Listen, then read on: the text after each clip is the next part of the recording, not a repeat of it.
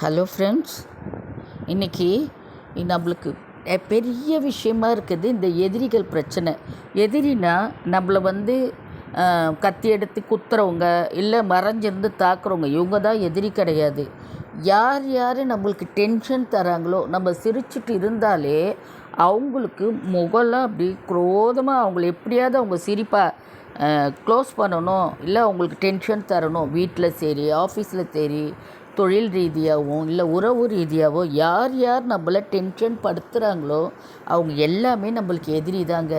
நம்ம கஷ்டப்பட்டு இன்றைய நாள் ஜாலியாக இருக்கணும்னு மார்னிங் எழுந்திரிச்சு சாமி கும்பிட்டு ப்ரிப்பேர் ரெடி சிரிச்சுட்டு எதனா வருவோம், ஏதாவது ஒன்று சொல்லி நம்மளை ஆஃப் பண்ணுறாங்க பார்த்தீங்களா, அவங்க எல்லாருமே எதிரி தாங்க. அந்த எதிரிகளுக்கு நான் சொல்கிற இந்த 3 டிப்ஸை நீங்கள் செஞ்சு பாருங்கள். அவங்க நம்ம பக்கமே தலை வச்சு படுக்க மாட்டாங்க, அடுத்த பக்கம் போய் படுத்துருவாங்க. இப்போ நான் சொல்கிறது இவங்கள நம்ம வழியிலேருந்து விளக்கிறதுக்காக மட்டும்தான் இதை சொல்கிறேன். இதை நம்ம செஞ்சதுனால அவங்க பாதிப்பாங்களோ அப்படிலாம் இல்லை. இன்றைக்கி நம்மளை சொல்லிகிட்டே இருக்காங்களா, நான் ஒரு 10,000 கொடுத்தேன் வாங்கிட்டு இல்லைன்றாங்களா, அப்போ அவங்களும் நம்மளுக்கு எதிரி தானே. அப்போ நம்ம இதை செய்யும்போது அவங்களே தானாக நீங்கள் கொடுத்தீங்க நாங்கள் மறந்துட்டேன் அப்படின்ற மாதிரி போவாங்க. அதனால் ஐயோ இது நம்ம செய்கிறோமே, அவங்களுக்கெல்லாம் என்ன எதனா ஆகிடுமோ, உறவாக இருக்கட்டும், இல்லை வீட்டில் இருக்கிறவங்களாகட்டும், இல்லை தொழில் ரீதியாகட்டும், யாருக்காக இருந்தாலும் நம்ம கெடுதல் செய்யலை, ஓகேவா. நம்ம பாதுகாத்துக்கிறோம். முதல்ல நம்ம பாதுகாத்துக்கினா தான் நம்ம வாழ முடியும். ஆனால் எதிரிகள்லாம் நம்மளுடைய சொந்தக்காரோ, இல்லை உறவில் ஆஃபீஸில் நம்மளோட ஹெட்டோ, இல்லை ஒரு அக்கௌண்ட் டிபார்ட்மெண்ட்டோ யாரோ இருக்கட்டுமே, நம்மளை யார் டென்ஷன் பண்ணுறாங்களோ நம்ம நேர்மையாக போய் நம்மளை டென்ஷன் பண்ணும்போது நீங்கள் செய்யறது பலிக்கும். சும்மா கட்டி அவங்க எல்லோரும் நம்ம சொல்கிறத கேட்கணும், இதெல்லாம் பண்ணலைன்னா கண்டிப்பாக பலிக்காதுங்க. அவங்களால நீங்கள் ஒரு சமயம் காயப்பட்டு இருப்பீங்க. அதுவும் நீங்கள் உண்மையாக நடந்து அவங்க உங்களை காயப்படுத்துகிறாங்க, உங்களை டென்ஷன் படுத்துகிறாங்கன்னா அவங்களுக்கெல்லாம் இதில் செய்யலாம். என்னென்னா, முதல்ல மிளகு இருக்குது பார்த்தீங்களா, மிளகுக்கு அவ்வளோ அபார எதிரிகளை ஓட விரட்டுற திறமை மிளகுக்கு இருக்குது.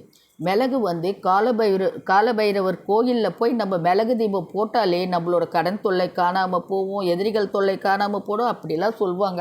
ஆனால் எல்லாருக்கும் போயிட்டு அந்த காலபைரவர் கோயிலில் போடுறதுக்கு உண்டான நேரம் கிடைக்காது. இப்போ இருக்கிற சூழலில் அதுக்காக டைம் ஒதுக்கி போக முடியாது.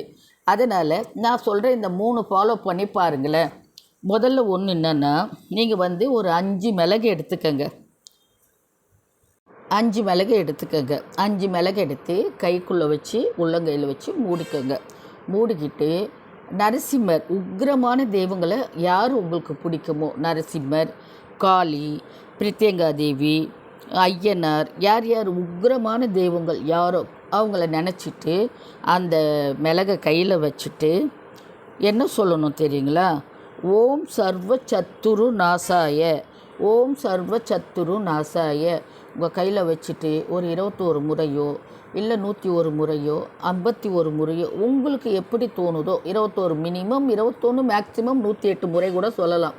சொல்லிவிட்டு அந்த மிளகை எடுத்துகிட்டு போய் உங்கள் வீட்டு வெளியே தூக்கி போட்டுடுங்க. தூக்கி போட்டுட்டு வந்துடுங்க. இப்படி பண்ணுறதுனால ஐயோ நம்ம சர்வ சத்துரு நாசாய நமக்கு அவங்க நாசமாக, அப்படி இல்லை, அவங்க நம்மளுக்கு செய்ய வேண்டிய கெடுதல் எண்ணம் தான் நாசமாக போகும். அதனால் நீங்கள் பயப்படாத, நல்ல விஷயத்துக்கு கண்டிப்பாக செய்யுங்க. 2வது என்ன பண்ணுறீங்கன்னா, இது கண்டிப்பாக ஐயனார் கோவிலில் போய் செய்ய வேண்டிய பரிகாரங்க. எல்லார் வீட்டாண்டையும் எங்காவது ஒரு இடத்துல 1 கிலோமீட்டர் 5 கிலோமீட்டருக்கு தாண்டி ஒரு ஐயனார் கோவில் இருக்கும். கண்டிப்பாக இது ஐயனார் கோவிலில் தான் செய்யணும். என்னென்னா, ஒரு 7 மிளகு எடுத்துக்கோங்க. 7 மிளகுல ஒரு வெள்ளை துணியில் வச்சுருங்க. அந்த வெள்ளை துணியில் அந்த 7 மிளகை வச்சுட்டு ஒரு வெள்ளை பேப்பர் எடுத்து உங்களுக்கு யார் யார் டென்ஷன் தராங்களோ, இல்லை நீங்கள் யார் யார் எதிரின்னு நினைக்கிறீங்களோ, இப்போ இந்த இடம் ஒரு லேண்ட் வாங்குறீங்க, அந்த லேண்டை இது என்னோடய இடம்னு ஒரு 10 ஒரு துண்டு வாய்க்காவுக்காக சண்டை போடுறாங்க, அந்த மாதிரி இருக்கிறாங்க, அவங்களால சமரசமாக ஆகணும் அந்த மாதிரி நினைக்கிறீங்கன்னு வச்சுக்கோங்களேன். எத்தனை பேர் உங்களுக்கு எதிரின்னு தோணுதோ, உங்களை டிஸ்டர்ப் பண்ணுறோன்னு தோன்றுங்களோ அத்தனை பேரையும் அந்த வெள்ளை பேப்பரில் எழுதிடுங்க. அந்த வெள்ளை துணியில் இந்த மிளகையும் வச்சுருங்க, வெள்ளை பேப்பரையும் வச்சுங்க. அதை சின்னதாக ஒரு மூட்டை மாதிரி கட்டிடுங்க. மஞ்சள் நூலில் நல்லா கட்டிடுங்க. கட்டிட்டு 3 எலுமிச்சம்பழம் வாங்கிட்டு போயிடுங்க. 3 எலுமிச்சம்பழம் வாங்கிட்டு போயிட்டு ஐயனாராண்ட சூளம் இருக்கும், அந்த சூளத்தில் அந்த 3 எலுமிச்சம்பழத்தை முதல்ல சொருவிட்டு பிறகு என்ன பண்ணுறீங்க, அவரோட காலில் பாதத்தாண்ட இதை கட்டிடுங்க. கட்டிட்டு வந்துடுங்க. எப்பேற்பட்ட எதிரியாக இருந்தாலும் நம்ம பக்கம் திரும்பி வரமாட்டான். ஐயனார் கோவிலுக்கு அவ்வளோ சக்தி. ஐயனார் கோவிலில் இப்போ காலப்போக்கில் எல்லோரும் போகிறதே மறந்துட்டோம். ஆனால் ஐயனார் கோவிலுக்கு அவ்வளோ சக்தி இருக்குது. மூணாவது என்ன பண்ணுறீங்கன்னா, இந்த மூணாவது டிப்ஸ் என்னென்னா, இது வெள்ளை துணியில் 7 மிளகு. இந்த 7 மிளகு அதை அதே மாதிரி நம்மளோட எதிரிகள் பேரை எழுதி ஒரு முடி மஞ்சள் நூலில் முடி போட்டு வச்சுக்கோங்க. ஒரு அகல் விளக்கில் வேப்ப எண்ணெய் ஊற்றிடுங்க. வேப்ப எண்ணெயை ஊற்றிட்டு இதை இந்த மூட்டையை அதில் போட்டு தீபமாக ஏற்றிடுங்க. தீபமாக ஏற்றிட்டு அதே தான் ஓம் சர்வ சத்துரு நாசாய அப்படின்னு சொல்லிவிட்டு அது ஃபுல்லாக அந்த தீபம் அந்த மூட்டையிலேருந்து அந்த வெள்ளை துணியில் எரிஞ்சிடும். இதை எப்போ செய்யணுன்னா, நைட்டு எல்லோரும் தூங்கின பிறகு ஒரு 10 மணியோ 11 மணியோ எப்போ வேணாலும் 12 மணிக்குள்ளே போயிட்டு வீட்டுக்கு வெளியே வாசலில் அந்த மூட்டையை வச்சு எரிச்சிட்டு வந்துடுங்க. வேப்ப எண்ணெயில் எரிச்சிட்டு வந்துடுங்க.